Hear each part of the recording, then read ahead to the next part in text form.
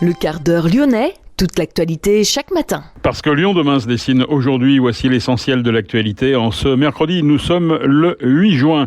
Christophe Castaner à Lyon, dans le cadre de la campagne des législatives. C'était hier. Et Philippe Poutou est attendu aujourd'hui entre Rhône et Saône à la Croix-Rousse pour soutenir le candidat Raphaël Arnaud dans la deuxième circonscription. À Lyon, comme à Paris, les soignants sont descendus dans la rue devant Lyon Sud pour alerter sur le manque de personnel et de moyens dont souffre l'hôpital public. L'association Diving for Future en opération hier sous la passerelle Saint-Georges pour nettoyer la Saône. 2,9 tonnes de déchets ont été extraits de la rivière. La première édition de la Fête de l'eau, les premiers 2 et 3 juillet. Un programme très dense, 220 activités aussi diverses que variées. Nous en parlerons dans le courant de cette édition.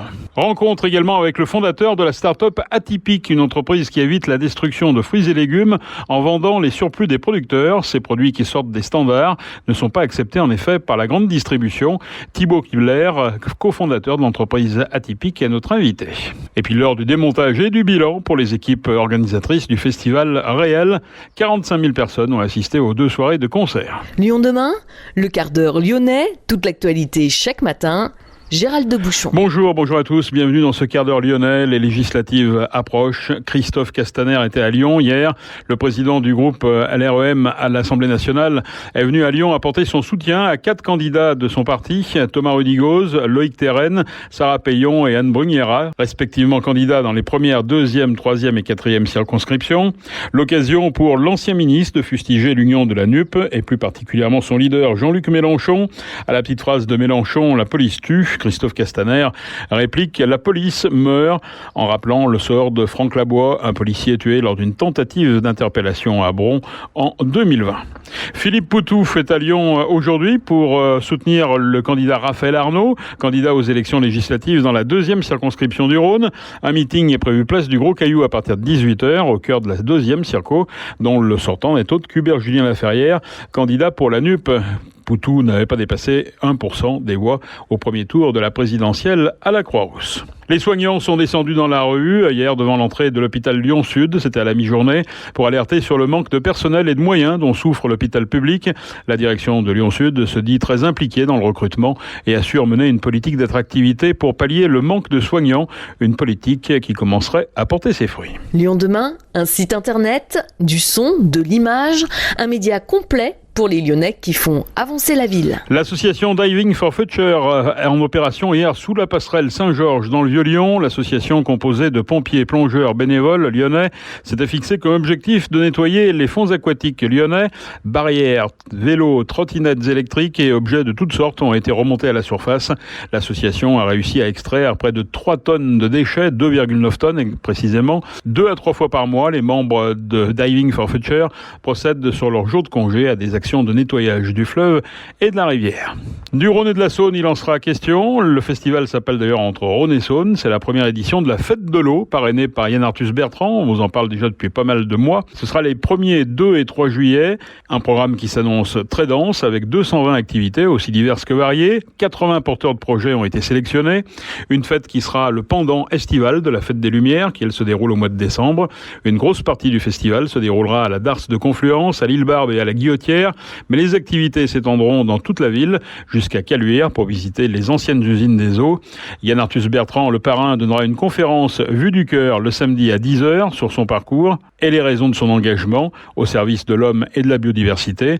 Pour le reste, des randonnées kayak, paddle, des initiations à la voile, à l'aviron, au kayak, des démonstrations de joute, des baptêmes de plongée, de voile, de karting à voile, également de la nage en eau libre, une course de baignoire sur le Rhône, mais aussi des balades urbaines dont celle des ateliers de la Mouche à Vèze et à Valmy, diverses expositions à l'image des Pieds dans l'eau au musée Gadagne et aux archives de Lyon, le côté sportif mais aussi le côté sensibilisation à la biodiversité, à la découverte de la faune et de la flore.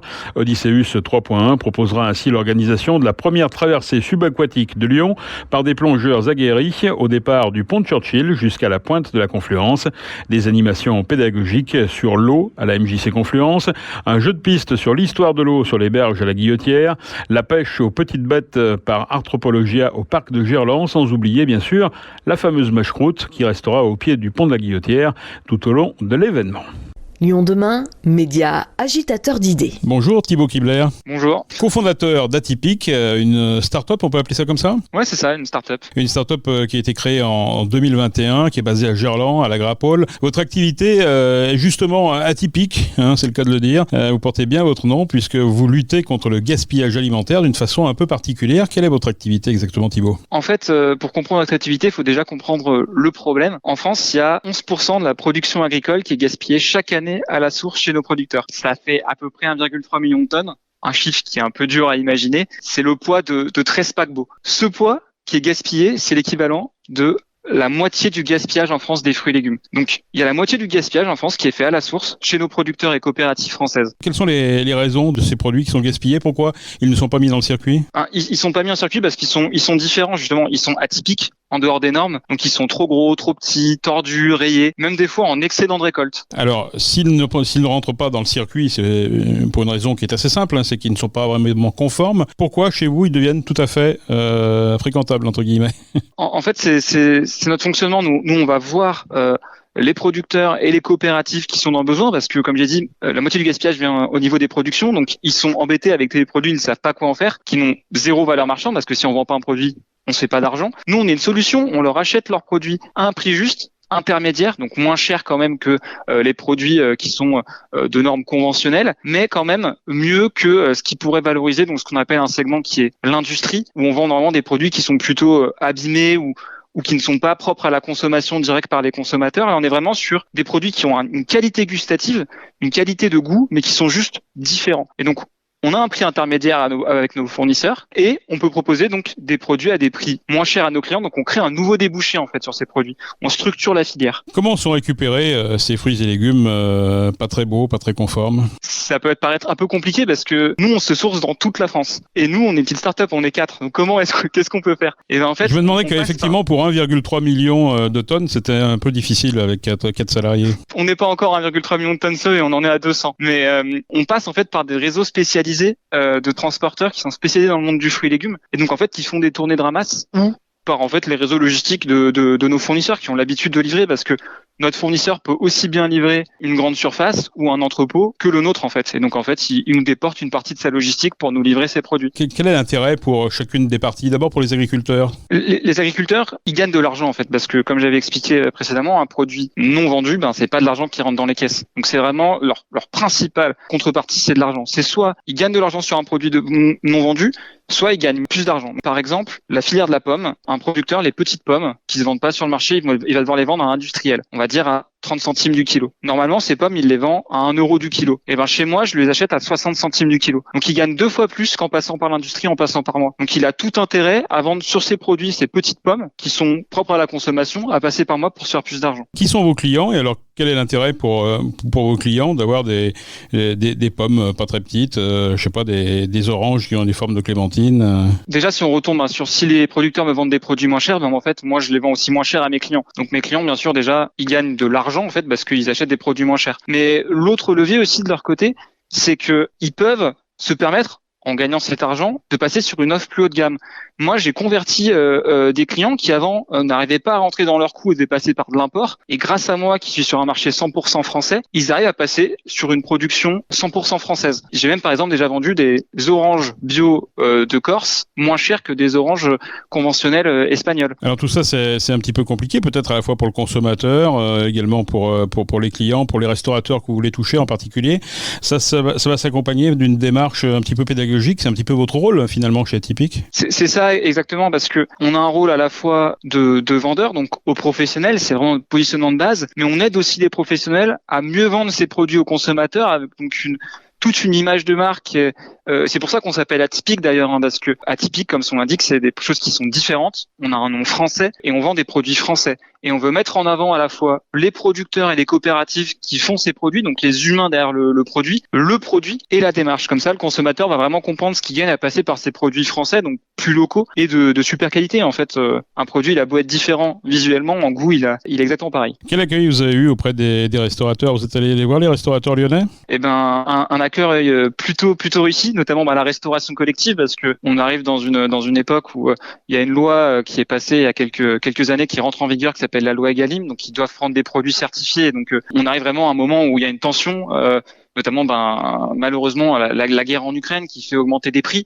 Donc on est sûr c'est salutaire de leur côté de nous voir arriver, mais on travaille aussi avec des traiteurs et des institutions lyonnaises comme la maison Pignol, le traiteur Le Moulin. On travaille vraiment avec tout type d'acteurs, plutôt la restauration collective, les traiteurs, et on espère pouvoir dans le futur se lancer également sur des plus petits acteurs comme des restaurants de quartier, mais en fait c'est un fonctionnement un peu différent parce que leurs volumes sont plus petits. Vous pouvez même nous trouver dans des épiceries de quartier comme la Fourmi, l'épicerie anti-gaspi ou l'épicerie idéale, Trois Petits Pois. Comment va se dérouler maintenant le développement de votre boîte ? Parce que c'est un petit peu, je dirais, ça risque d'être quand même, de devenir quand même en quelque sorte un exemple atypique. Nous, on a toujours eu des ambitions assez fortes avec Simon, mon associé. En plus, c'est un projet qui coule de source. Je l'avais pas forcément expliqué, mais Simon, lui, il est fils de producteur dans l'Ardèche. C'est un projet qui lui tient à cœur et on s'est rejoint dans l'aventure autour de ce projet. Donc notre ambition, c'est de sauver des tonnes et des tonnes de fruits et légumes. Et pour en sauver des tonnes, en fait, il faut avoir un impact national. Donc nous, en fait, on est déjà en train de recruter actuellement en local sur Lyon, donc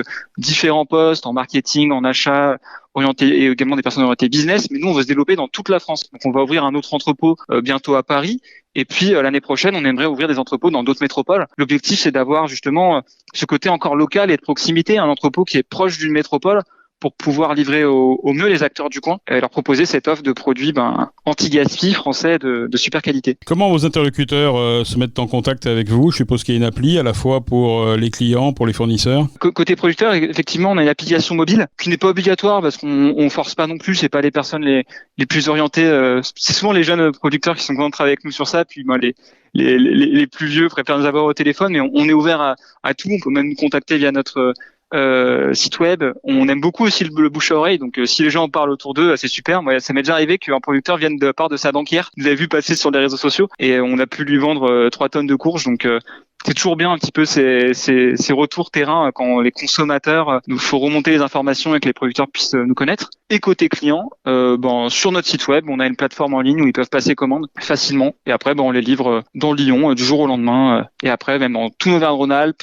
Et on fait même des tests en Île-de-France et en PACA. Et l'idée, c'est que Atypique soit aussi visible dans les points où on trouve vos produits. Justement, dans la stratégie d'accompagnement qu'on offre à nos clients, on offre pléthore de visuels, que ce soit des chartes pour expliquer l'engagement du restaurant, du traiteur, du magasin, également une explication du projet, mais aussi une valeur qui est assez forte où tous les mois on donne les volumes sauvés. Donc en fait, ils ont un diplôme qu'ils peuvent afficher dans leur lieu de commerce qui montre les volumes qu'ils ont sauvés chaque mois. Et ça peut vite être impressionnant parce que certains gros restaurants d'entreprise ils sauvent plus d'1 tonne par mois. Merci Thibaut Kibler, cofondateur d'Atypique, start-up donc quelque peu atypique, dont l'activité est essentiellement d'éviter le gaspillage alimentaire et notamment en récupérant les produits à la source qui ne sont pas conformes aux bons usages, on va dire, aux bonnes règles. Merci à vous. Merci Thibaut, merci beaucoup de nous avoir partagé ce moment. À l'Olympique Lyonnais, Anthony Lopez prolonge. Le portier de l'Olympique Lyonnais a prolongé son contrat jusqu'en 2025 avec une année optionnelle. L'heure du démontage et du bilan pour les équipes organisatrices du Festival Réel, festival qui s'est tenu ce week-end à la Fessine. Les 115 volontaires, des jeunes, ont monté l'événement en toutes pièces. Ils peuvent être fiers. 45 000 personnes ont assisté aux 2 soirées de concert, vendredi et samedi soir. 17 000 personnes le premier jour. Et le samedi soir, vers 22h, le festival a même dû fermer ses accès. La jauge des 20 000 spectateurs ayant été atteinte. Johanna, Roméo Elvis, PLK et Feder se sont succédés ce soir-là sur la scène. La municipalité parle d'une nouvelle façon de construire un événement culturel. Les jeunes de 12 à 25 ans, encadrés lors d'une centaine d'ateliers, ont pris en charge la totalité de l'événement. Un festival créé dans le cadre de Villeurbanne 2022, capitale française de la culture.